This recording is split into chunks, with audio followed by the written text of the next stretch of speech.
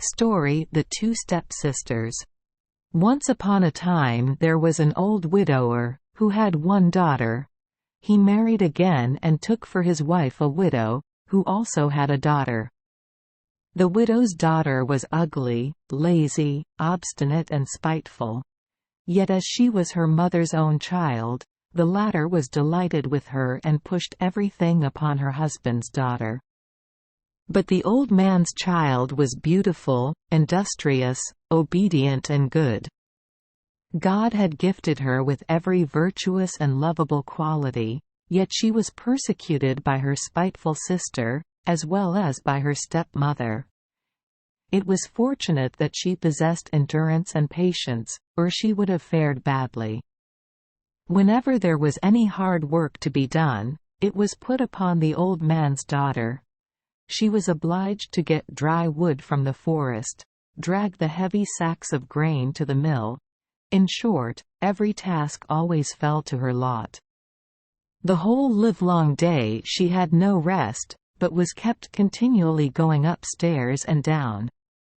Still, the old woman and her treasure of a daughter were constantly dissatisfied, and always had something to find fault with. The stepdaughter was a heavy cross to the second wife, but her own daughter was like the basil plant, which is placed before the images of the saints. When the stepsisters went to the village in the evening to spin, the old man's daughter did not allow herself to be interrupted in her work, but finished a whole sieve full of spools, while the old woman's daughter with difficulty completed a single one. When they came home late at night, the old woman's daughter jumped nimbly over the fence and asked to hold the sieve till the other had leapt over it too. Meantime the spiteful girl hurried into the house to her parents, and said she had spun all the spools. The stepsister vainly declared that they were the work of her own hands. Mother and daughter jeered at her words, and of course gained their cause. When Sunday or Friday came, the old woman's daughter was brushed and bedizened as though the calves had licked her. There was no dance, no feather plucking in the village to which the old woman's daughter did not go, but the stepdaughter was sternly denied every pleasure of the kind.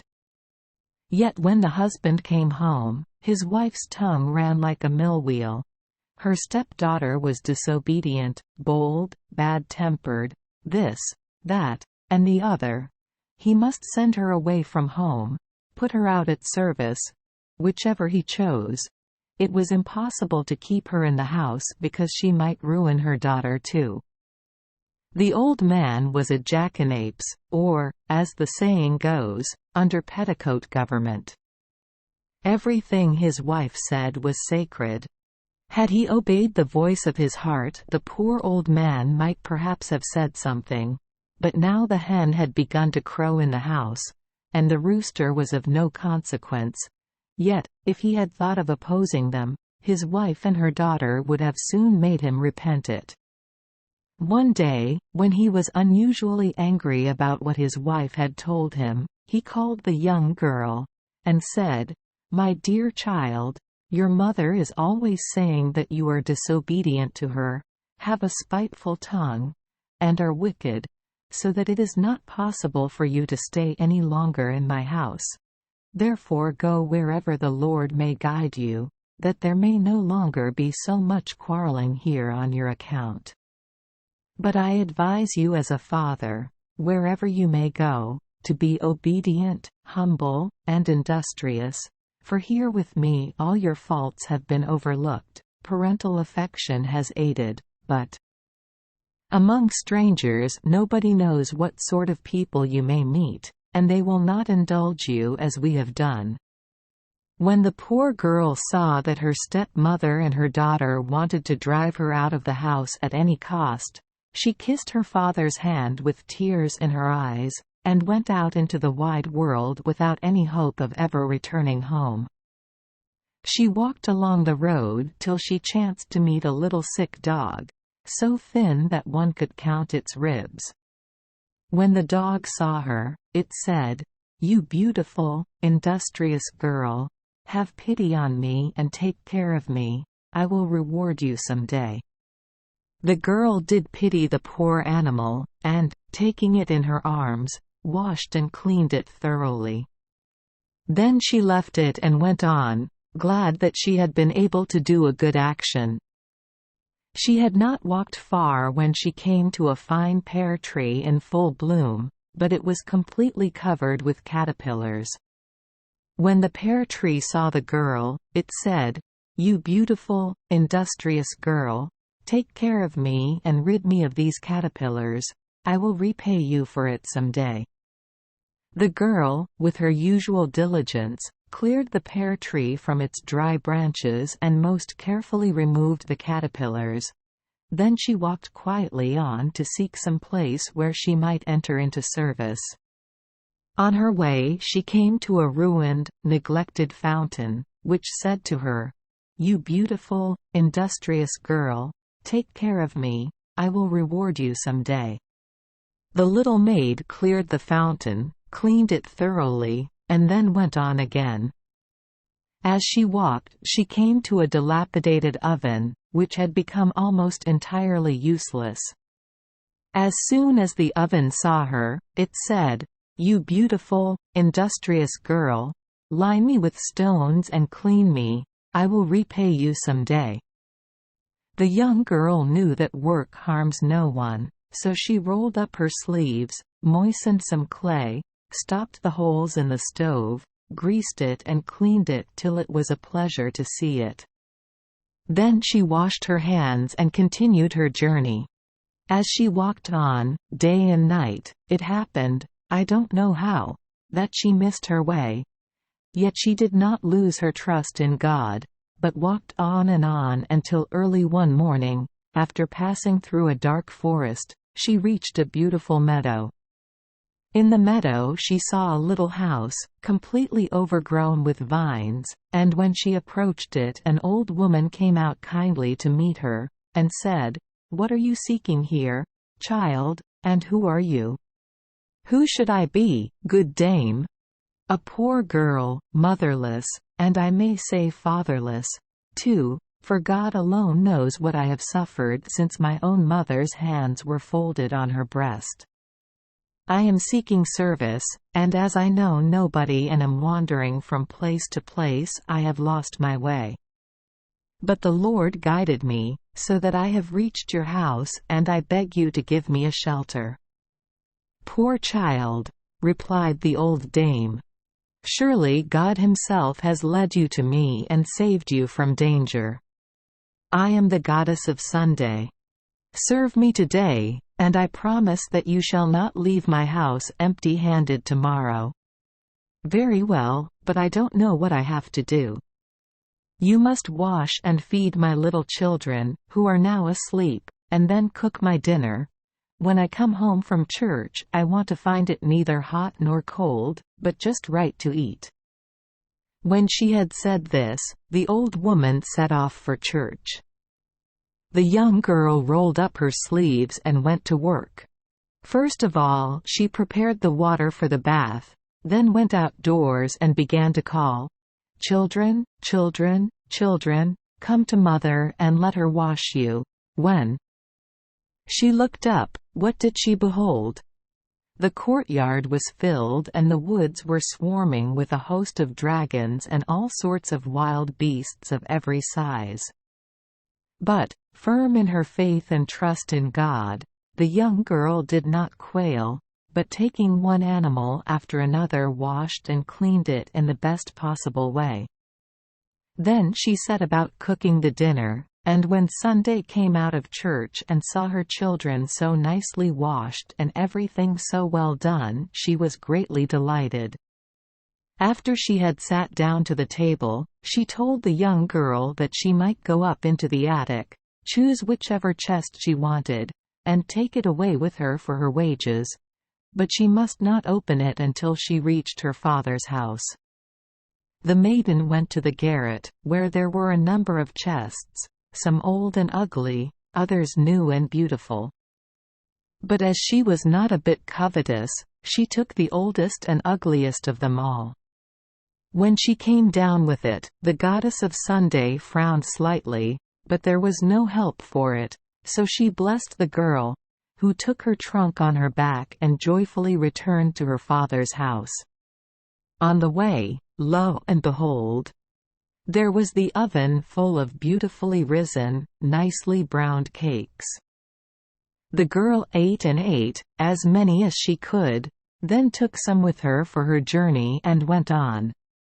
Soon she came to the fountain she had cleaned, and which was now filled to the brim with water as clear as tears and as sweet and cold as ice. On the edge stood 2 silver goblets, from which she drank the water until she was entirely refreshed. Then, taking 1 goblet with her, she walked on. As she went, lo and behold, there stood the pear tree she had cleaned, full of pears as yellow as wax, perfectly ripe, and as sweet as honey. When the pear tree saw the girl, it bent its branches down to her, and she ate some of the fruit and took more pears to eat on the way, just as many of them as she wanted.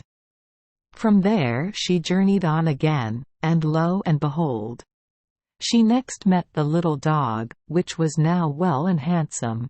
Around its neck it wore a collar of ducats which it gave the old man's daughter as a reward for taking care of it in its sickness. So the young girl at last reached her father's house. When the old man saw her, his eyes filled with tears and his heart throbbed with joy.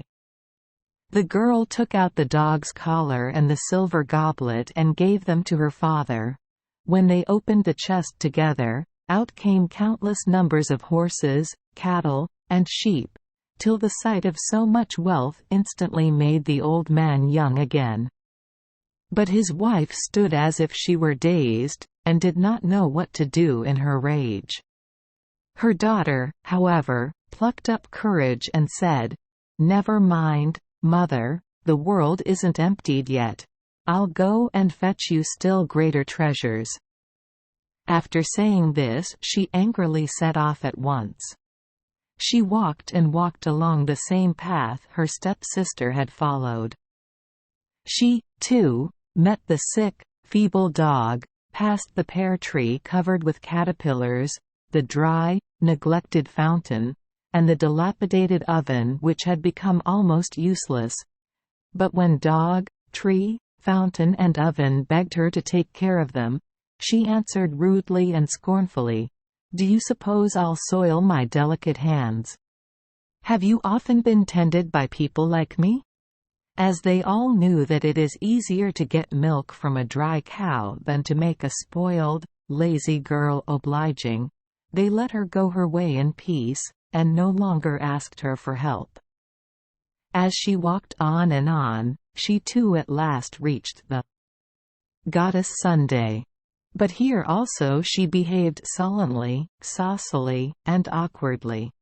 Instead of cooking the dinner nicely and washing Sunday's children as thoroughly as her stepsister had done, she burned them all till they screamed and ran off as though crazed by the burns and the pain.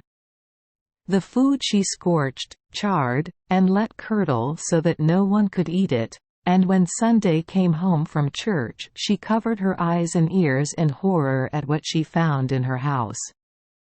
Even the gentle, indulgent goddess could not get along with such an obstinate, lazy girl as this one, so she told her to go up into the garret, choose any chest she wanted, and then in God's name continue her journey.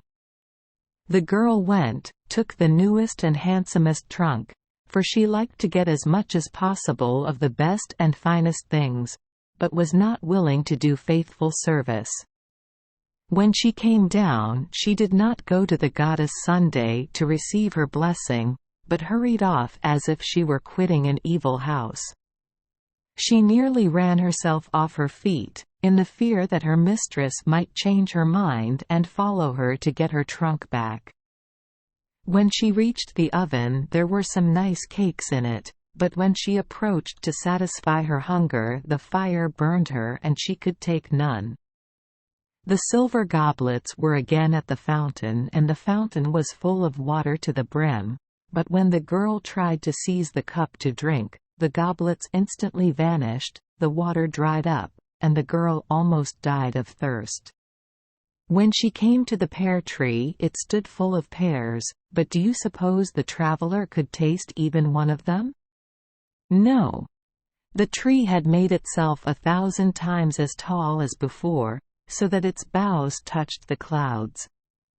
So the old woman's daughter might pick her teeth, she obtained nothing else. Going further on, she met the dog, which again had a collar of ducats round its neck. But when the girl tried to take it off, the dog bit her so that he tore off her fingers and would not let her touch him. The girl, in rage and shame, sucked her delicate little hands, but it did no good. At last, after great difficulty, she reached her mother's house, but even here she did not find herself rolling in money, for when the old man's wife opened the chest, out came a host of dragons, which swallowed her and her daughter as if they had never been in the world. Then dragons, trunk, and all vanished. The old man could now live in peace, and possessed countless riches. His daughter he married to a worthy, capable man. The cocks now crowed on the gateposts, the threshold, and everywhere, but the hens no longer crowed as an evil omen in the house of the old man, who had not many days of life remaining. He was bald and bent, because his wife had quarreled with him too often and looked to see if he didn't need a drubbing. Thank you for joining us for today's fairy tale. We hope these stories bring joy and meaning to your day. If you love our channel, please hit the subscribe button so you won't miss any exciting tales. Wishing you a good night and sweet dreams. See you in the next story.